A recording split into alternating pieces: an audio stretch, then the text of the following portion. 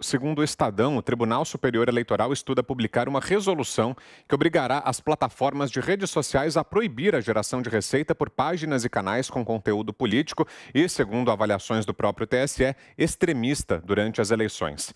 A reação do TSE surge no âmbito do inquérito administrativo aberto a partir da live de 29 de julho, na qual Bolsonaro falou sobre a urna eletrônica. O TSE planeja publicar as novas regras nos próximos meses. Membros da corte devem receber representantes de Facebook, YouTube, Twitter, Instagram e Twitch para uma reunião nesta quinta-feira e o tema deverá ser abordado. A resolução que vem sendo preparada poderá ampliar os efeitos da decisão do Corregedor-Geral da Corte, Luiz Felipe Salomão, que determinou a suspensão da monetização de alguns canais que publicam supostas fake news. Ou seja, né, Cris, seria mais ou menos uma ampliação daquilo que a gente acompanhou ontem, que aconteceu com a Bárbara, do Te Atualizei. Uma ampliação da ditadura, né? Vamos falar em todas as palavras aqui. Eu vou começar o meu comentário lendo o comentário de um dos nossos ouvintes aqui, um dos nossos espectadores no chat, o Valmor Gesser, falou lá, mandou parabéns para todos nós do Pingos. O país virou uma anarquia jurídica. Eu acho a definição perfeita para o que a gente está vivendo. É a sensação de todo brasileiro honesto que está olhando sem se preocupar com quem está no governo, quem vai estar, o que as pesquisas dizem, está olhando para o país e dizendo não é possível a gente viver tamanha instabilidade jurídica. É uma anarquia jurídica. Aí a gente pega essa nota aqui do Instituto Nacional de Advocacia, da Associação Civil Sem Fins Lucrativos, aqui advogados preocupados com essa anarquia jurídica e em colocar de novo tudo no seu devido lugar, e estão mostrando o que a gente já está vendo há muito tempo. O ministro Alexandre de Moraes determinou o afastamento de um delegado da Polícia Federal, mas isso é uma prerrogativa do presidente da República. Por outro lado, em outro momento, o presidente da República foi impedido também por ministros do STF, se não me engano, do próprio Alexandre de Moraes, de indicar o comando da Polícia Federal, que é incumbência exclusiva do presidente da República. Então, a gente volta lá naquele tema inicial do Pingos nos Is. Rodrigo Pacheco, quando dizia que não cabe banalizar o instituto do impeachment, não é uma questão de banalizar. A Constituição diz que o ministro que foge às suas responsabilidades, que desrespeita a Constituição, que comete ou que participa de atividades político-partidárias e que extrapola o seu poder, a sua área de atuação e avança sobre os demais poderes, como é um caso claro aqui, avança sobre outras instituições, ele é passível de impeachment, sim, porque isso se chama crime de responsabilidade. Então, se vai vir via presidente Bolsonaro ou via uma associação de advogados ou um representante qualquer da sociedade civil, o pedido de impeachment, pouco importa. Já tem vários na mesa de Rodrigo Pacheco, fora aqueles todos que estavam lá na gaveta do Davi Alcolumbre, do ex-presidente do Senado, e foram arquivados, mas já tem vários pedidos de impeachment, não só do ministro Alexandre de Moraes, de alguns dos outros ministros também, Luiz Roberto Barroso, Gilmar Mendes, a gente tem vários lá por serem analisados. Coloque em votação, Rodrigo Pacheco. O senhor é o presidente do Senado e é o único brasileiro entre 210 milhões de brasileiros que tem esta prerrogativa, colocar em votação os pedidos de impeachment de ministros do STF que chegam para você. O ministro Alexandre de Moraes está aqui de novo, descumprindo sua função, avançando sobre outras instituições, fazendo coisas que não são da sua alçada, e agora essa última notícia do TSE me parece mais do mesmo, mas mais do mesmo muito preocupante, porque quem é o TSE para legislar, para determinar regras eleitorais, regras de publicidade, regras de campanha. Quem faz isso é o Congresso, não é? Os nossos representantes eleitos democraticamente que vão lá nos representar, apresentam propostas, projetos de lei, propostas de emenda à Constituição, alteram a Constituição, desde que haja aquela maioria também prevista em lei. Então, não pode um corregedor, um ministro do Tribunal Superior Eleitoral se achar agora o rei do Brasil e determinar o que ele quer que aconteça nas próximas eleições.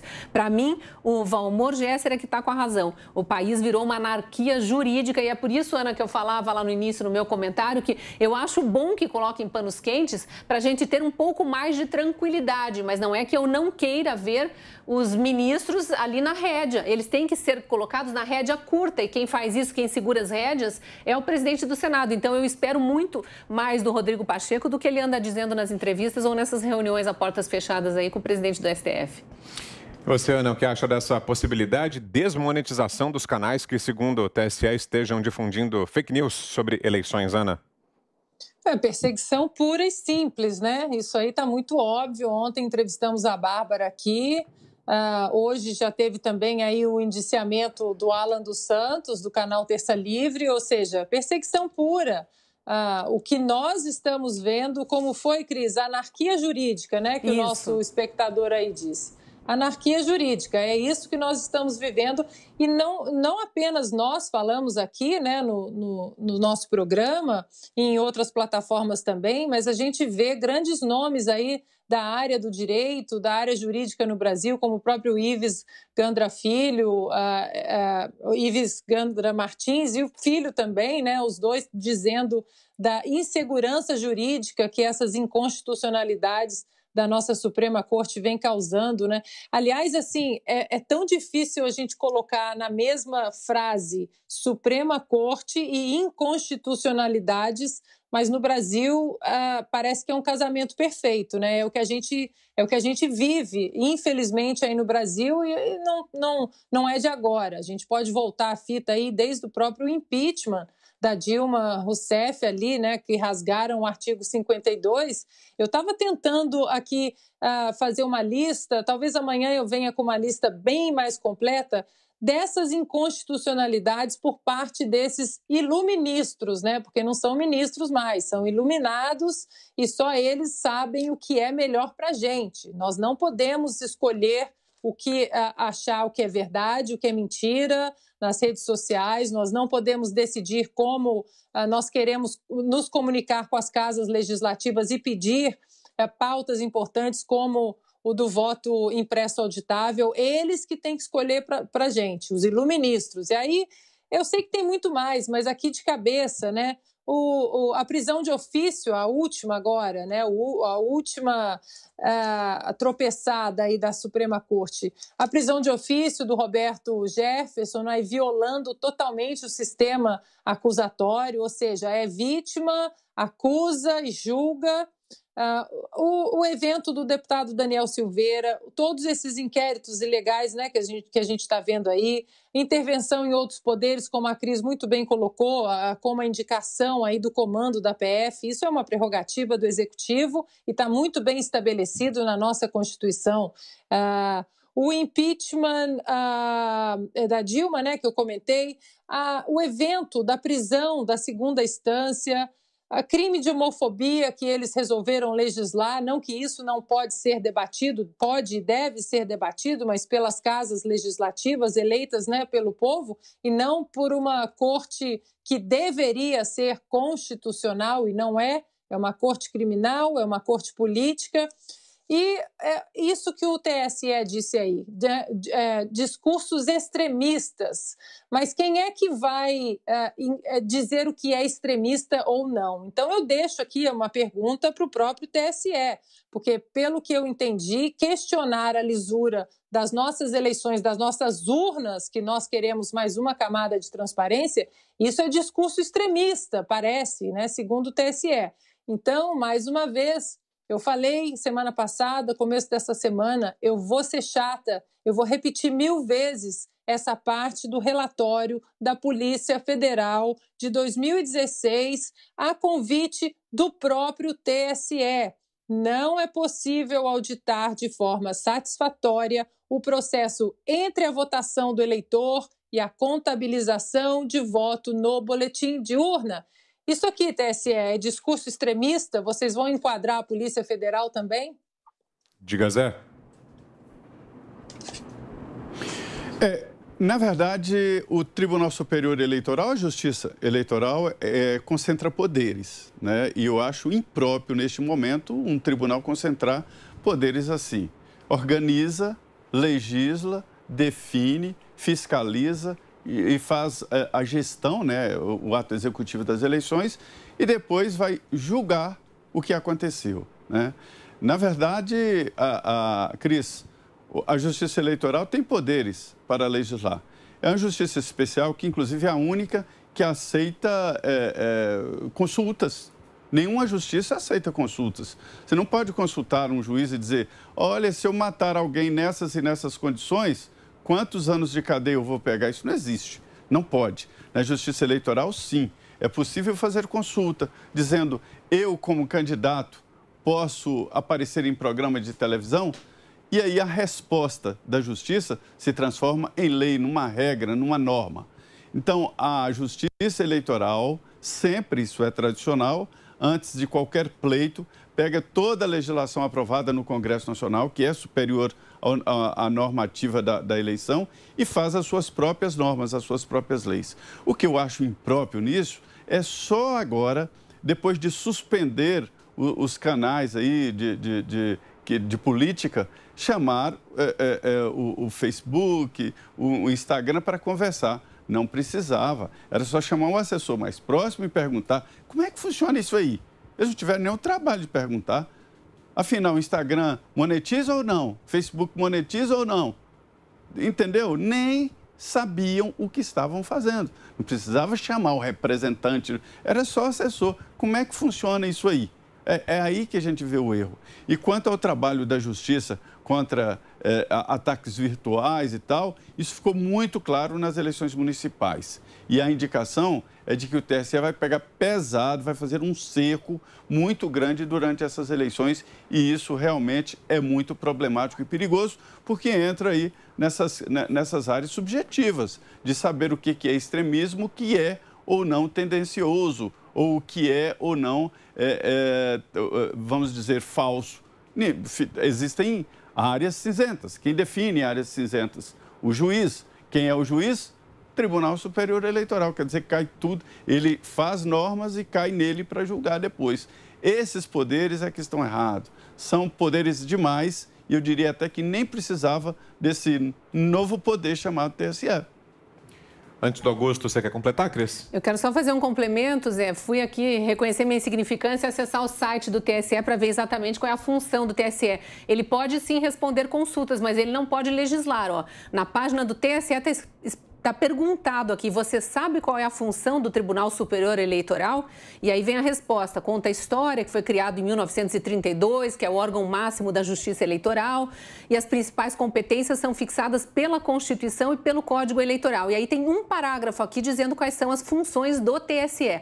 Além de coordenar os trabalhos eleitorais do país e realizar a diplomação de presidente e vice-presidente da República, a Corte Eleitoral também tem como atribuições julgar recursos interpostos contra as decisões dos TREs, dos tribunais regionais, e responder às consultas sobre matéria eleitoral feitas por autoridades com jurisdição federal ou órgão nacional. Então, se fizerem uma pergunta para o TSE, eu posso fazer propaganda eleitoral no Facebook ou eu posso emitir opinião no YouTube, ele tem a prerrogativa legal de responder, mas não de legislar, não de dizer você pode ou não.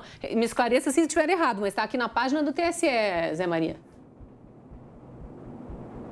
Legislar não é o termo, porque quem legisla é o Poder Legislativo, é o Congresso, mas a função é normatizar e as normas têm valor legal. Justo. Bom, eu acho que está ouvindo? Sim, estamos na escuta aqui. A norma não pode sobrepor a lei, não, Zé. Você pode contestar isso aí porque não podem legislar. Não pode. E criar normas é legislar. Porque a norma eles interpretam como se tivesse o valor de lei. E não tem. Agora é o seguinte, o TSE, vamos falar claramente, aí é um puxadinho do Supremo. Ele é composto por ministros do Supremo e ministro, se não me engano, Luiz Felipe Salomão é ministro do Superior Tribunal de Justiça. É isso, Vitor? Vou confirmar aqui, Augusto. O Zé também, se puder, me confirma. Mas eu acho que sim, que ele veio da segunda instância do STJ e de advogados. Isso. Então, eu conheci o Luiz Felipe Salomão, ele me pareceu uma pessoa normal. Eu, num almoço só, agora, o que está acontecendo, eu acho que ele está convivendo muito com o Luiz Roberto Barroso, porque ele não pode fazer o que está fazendo. Ele não pode decidir isso. Como é que agora ele decide o que as redes sociais publicam ou não publicam, o que é mentira e o que não é? Realmente, os candidatos ao Supremo, e ele já começam a viver num mundo paralelo. Não pode. Quer dizer, e como lembrou a Ana Paula, o Zé também lembrou, quem faz isso, quem esquece o papel da Polícia Federal e o papel do Ministério Público, está meio doido. E é o que tem feito aí juízes do Supremo. Eles não deixam, por exemplo, não permitem que a polícia faça acordo de delação premiada. Não deixam. Né? São contra. A polícia fica ali, no seu lugar. Agora, quando a polícia está no seu lugar à espera de consulta, eles não consultam. E o Ministério Público é que faz a denúncia. Não existe um processo legal sem a manifestação do Ministério Público. É como você começar a ser julgado por um juiz por assassinato sem que o promotor te acuse. E o papel do promotor é tão importante, é muito importante, porque ele pode pedir a absolvição. Né? Eu tive um irmão promotor e eu via o papel, como é que era. E não é só o cara que condena, não. Ele também absolve. Agora, um juiz que se arroga em todos esses poderes está meio doido. Está legislando em cima das redes sociais. Isso pode, isso não pode, e ainda acha que distingue mentira e verdade com essa tranquilidade. Está um juiz da Suprema Corte americana, não sei o nome, ele tem uma grande frase para que perguntaram a ele o que era obsceno. Ele falou, eu não sei definir o que é obsceno, mas eu sei vendo o que é obsceno. O Luiz Felipe Salomão pode... E os demais ministros, e os ministros do Supremo, eles podem dizer a mesma coisa? Eu sei quando é mentira, mas como? Como? Tá agora, por exemplo, estou vendo aqui na tela, o Dória reduziu o prazo para a aplicação da vacina da Pfizer. Até outro dia, a verdade era que deveria esperar X dias. Agora já não é. Então, eles punem por uma coisa, punem por outra, absolvem por outra. O que eles pensam que são? Os ministros do Supremo precisam aprender que eles são advogados, nomeados pelo presidente da República por algum motivo, frequentemente não é notório, não preenche os dois pré-requisitos constitucionais, notório saber e reputação ilibada reputação, não preenche nem esses, e só.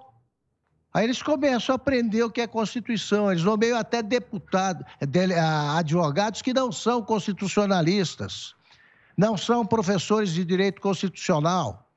E cabe a eles interpretar a Constituição. Eles não só interpretam equivocadamente, e o equívoco é deliberado, tá? Porque são coisas que têm a claridade do sol, e eles fingem ignorar.